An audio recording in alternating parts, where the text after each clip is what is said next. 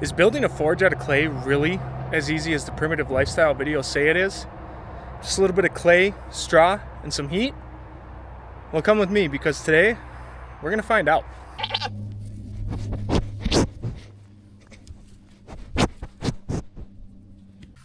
Hey guys. I've been watching too much primitive skills, primitive building, primitive technology, whatever you want to call it. The primitive builders that just go out into the woods and build stuff by hand. And I'm gonna build a clay forge because, like I said, I've been watching too much of it. I've been wanting to build a forge or get a forge for a really long time, but I've been watching too much of them. Odin calls it dirt, the dirt YouTubes. And I'm gonna go get clay. We unfortunately don't have any on the property. Fortunately, unfortunately, whatever you want to call it, because it's all sandy loam and peat bog. So I'm gonna go to the river. I don't know if this is legal or not, and dig some holes and get some clay. We're gonna load up the wheelbarrow, load up the shovel, and go find ourselves some clay and build myself a cool clay forge. Because I'm a nerd and I'm gonna build it. Like I said though, in all reality, I've wanted to forge stuff for a long time. I've wanted to get into it. And I figure there's no better way to do it than to build your own out of clay instead of spending all the money in case I suck at it or find out that I really don't like doing it. That's what happens when you have ADHD. You start stuff and then you find out you don't even like doing it, or you just lose interest in it. So let's head down to the river, hopefully not get in trouble, and dig up some clay. Alright guys, well, I made it down to the river. I did do a little bit of scouting before I came down because I didn't want to carry the wheelbarrow and the shovel and everything like that all around. So I did a little bit of scouting, tried to find the easiest spot to find some clay, and I think I found it. So I know it looks really topsoily, but you got to understand the clay that we have here is this brown kind of loam. It is clay. I'm obviously going to dig down a little bit, but let's see if I can find one of my, I was making things out of it. So I came and checked it all. It's a little bit dry, but it is good clay. So I'm going to dig down just a little bit deeper, get what I need out of here, refill it as best I can. And I tried to take a spot that they already kind of messed up. So like you can tell they came in and pushed all this stuff back with a skid loader or something like that. So I tried to find a spot that I wasn't disturbing. I'm gonna get some clay, and then I want to take a little bit bigger batch once I get down a little bit lower and grab some water from the river right over there and mix it all together and see if it's actually a good blend of clay or not. It feels like it is, but like I said, we have a lot of what's called like loon clay out here, which is good clay, but it gets mixed in with topsoil and sand, especially down here by the river.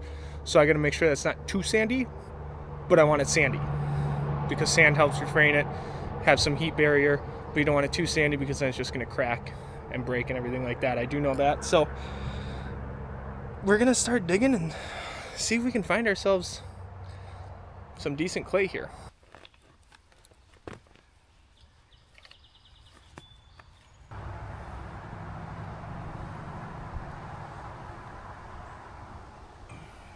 This is some much better clay. This is like actual clay. That stuff's not mixed with anything. So I'm gonna scoop up some of that. I didn't want to do it because it's just gonna get stuck in the wheelbarrow. It's gonna be a pain to get the wheelbarrow in the back of the truck. But do what you gotta do to make a video, I guess.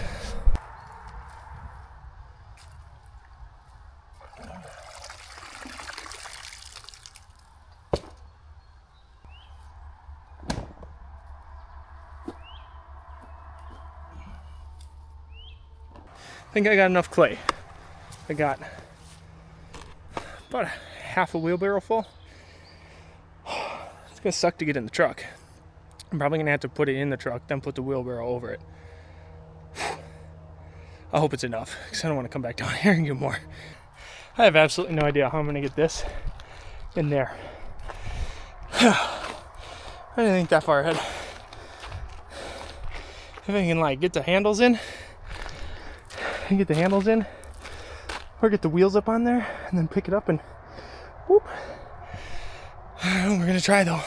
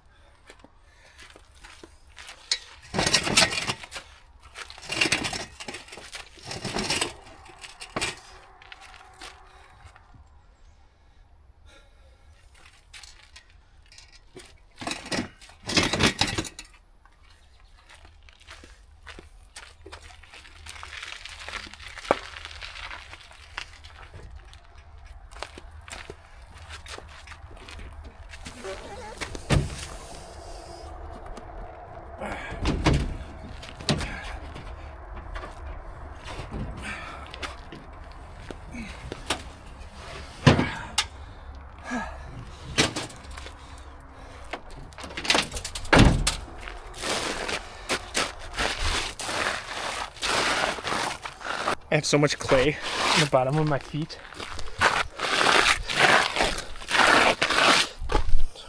But I got it. Ain't going nowhere. Let's get the heck out of here. Alright. Got my clay out. Clayish mud stuff out.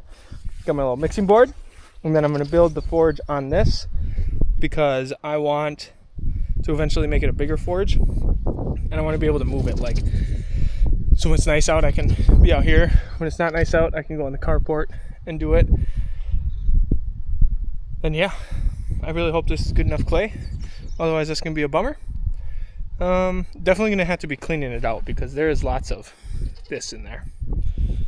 Yeah, I'll set you guys up on a time lapse and we'll try building a forge like the primitive people do. It's a good thing I'm a very modern man.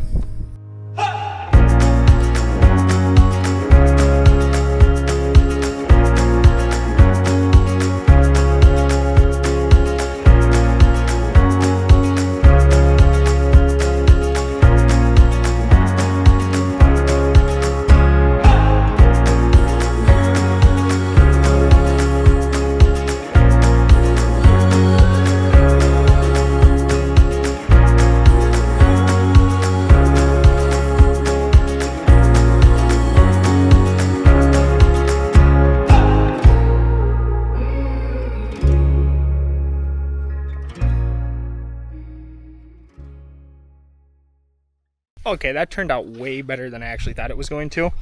So there's a little forge. It's just a valley. And then this isn't going to stay in, but that's just for my channel. So there's the actual forge itself. Pretty happy with that. It's decently thick.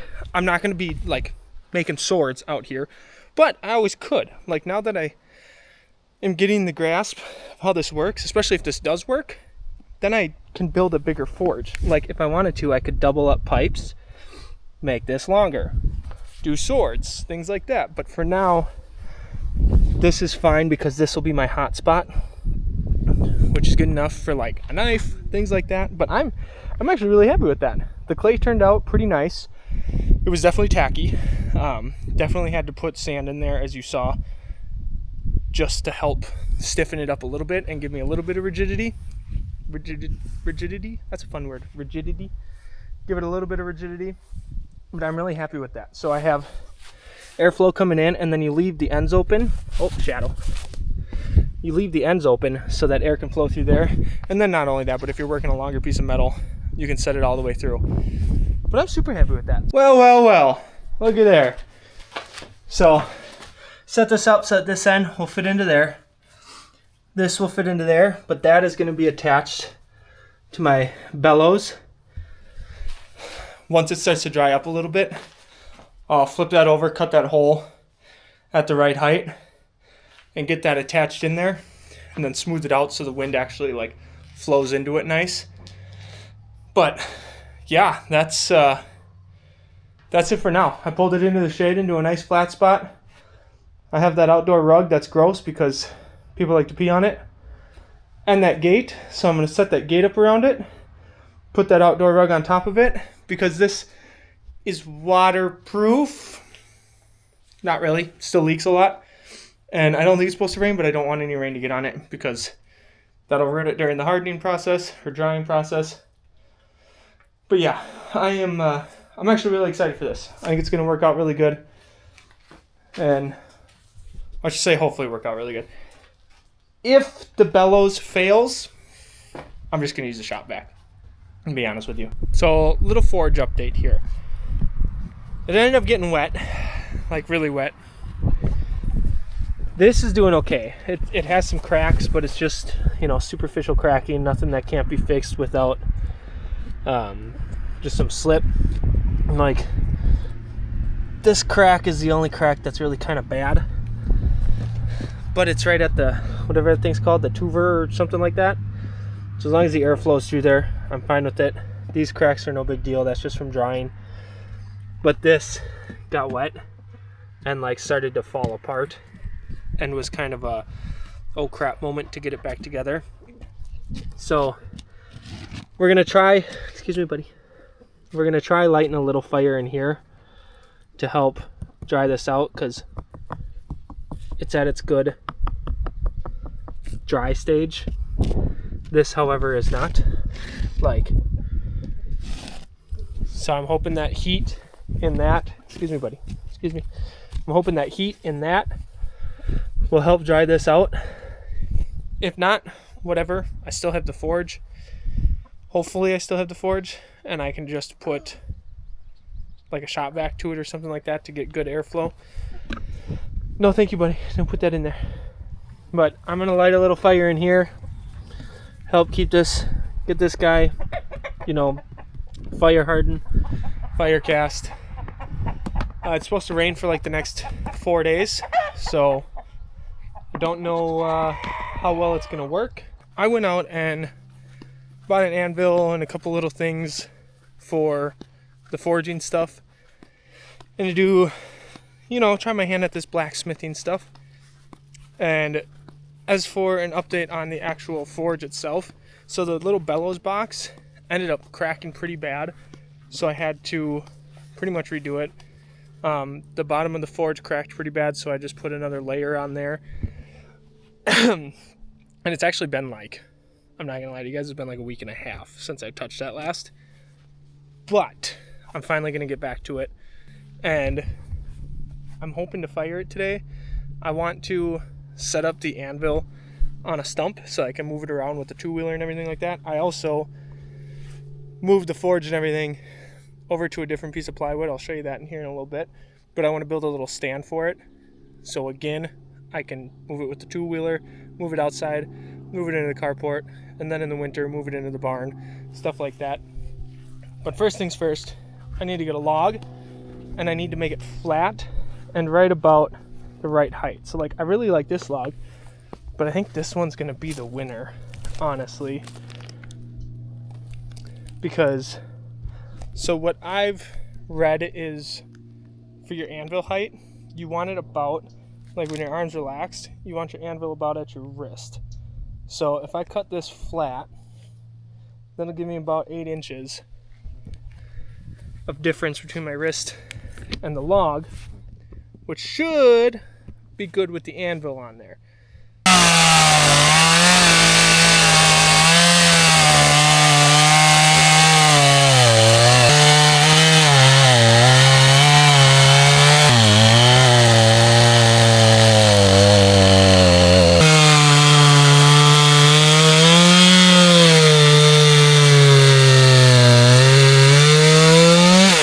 Got the anvil out, I got the log in here. It's gonna be somewhere in here since we have concrete. It's not extremely flat, but I think it'll be flat enough. I just gotta make it so it doesn't really wobble, which is my big thing. And I think I can do that because it's not a solid heel or a solid foot on the anvil. It's got that archway. And yeah, I'm using a log. I'm not welding together an anvil table or anything like that. I don't have a shop. Yeah, it's a $140 Harbor Freight anvil because I don't know what I'm doing. All I know is you want cast steel, not cast iron. And from what I read on the reviews, for a budget but economical anvil, this is the one you want to get. They got Vevor ones and stuff like that, but they say this is the one you want to get. But before I get the anvil put up, I want to build a table or like a little foundation for this. So you can see, like, this is after repairing it. This cracked really bad through here. This cracked bad. But like, these are just surface cracks.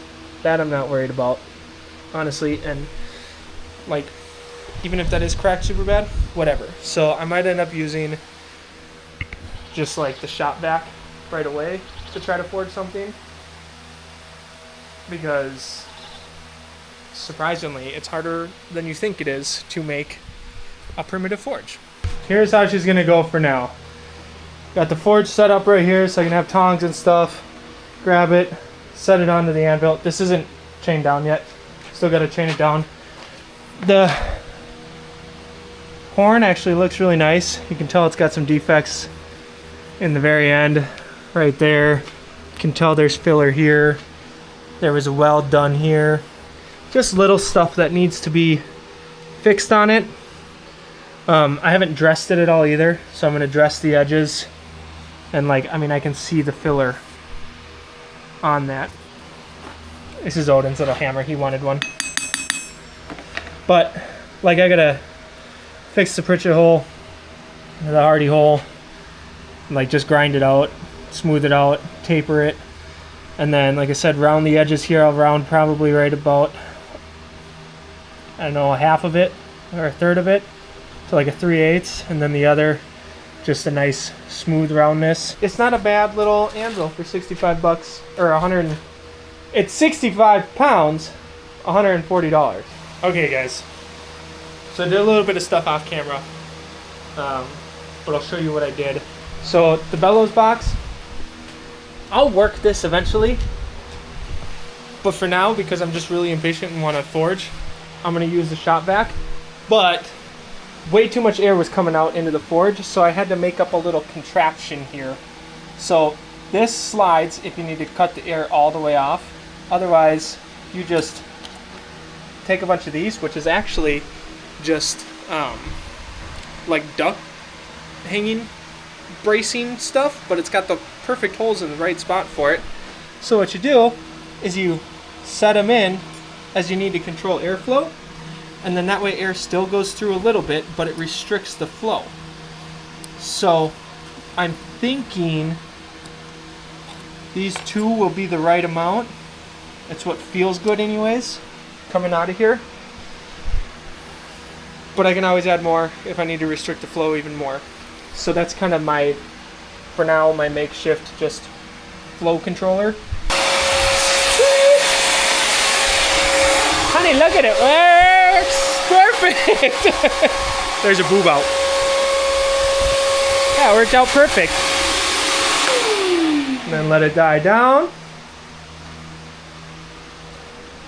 I am super happy with this. Super, super happy.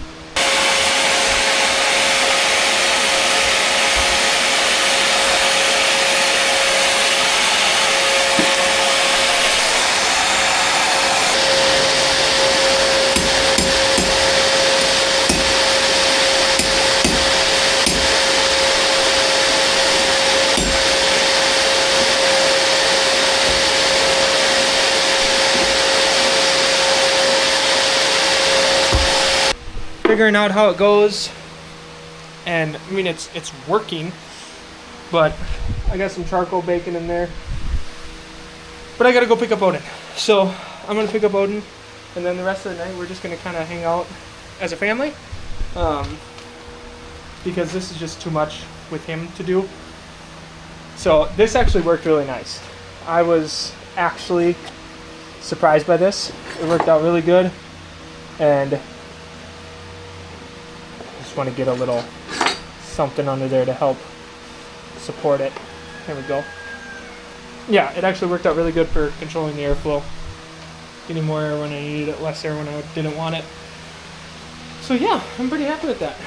Eventually, I'll end up getting this kind of refined and figured out how exactly it goes. Like I said, I put the lava rock down there, and that ended up helping a lot because that held a lot of the heat.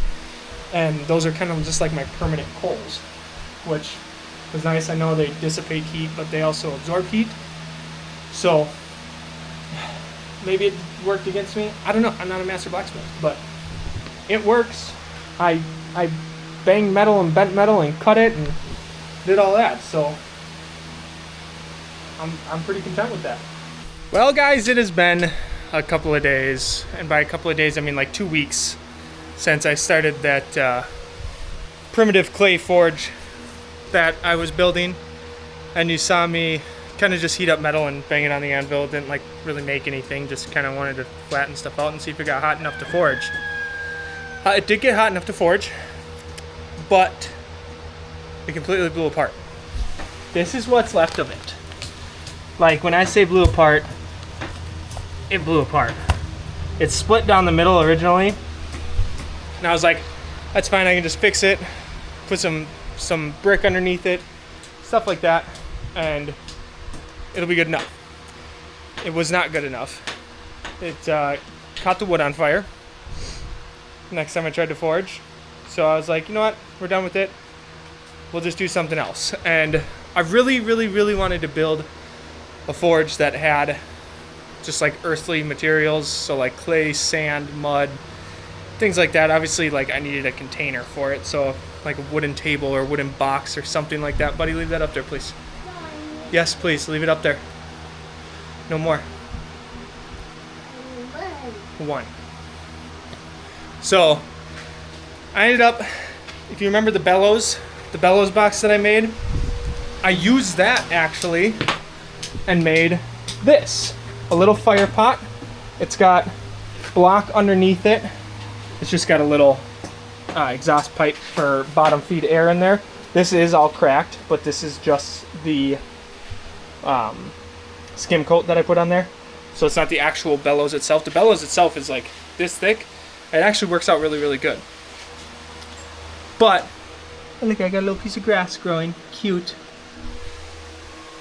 I love this, and I wanted this, but over the course of like 2 weeks, I was looking and looking and looking, and like I really, really, really wanted a coke forge or a coal forge. And like this can work because you can set all your coal up here and have it turn to coke. You don't have a clinker breaker or anything or an ash dump, so you got to go in there and clean it out manually, which isn't bad. It's primitive, which is what I wanted for like when I get those really, like when I really want to forge strong intent into something. I'm gonna probably use this. That being said, I made a forge. So I made my fire pot. It's all 3/8 steel. I made a clinker breaker in there, so it works. I got air hooked up to it. It is the shop vac, so what I had to do is I actually had to prop open my ash dump because it just comes to a T right here and then air goes up.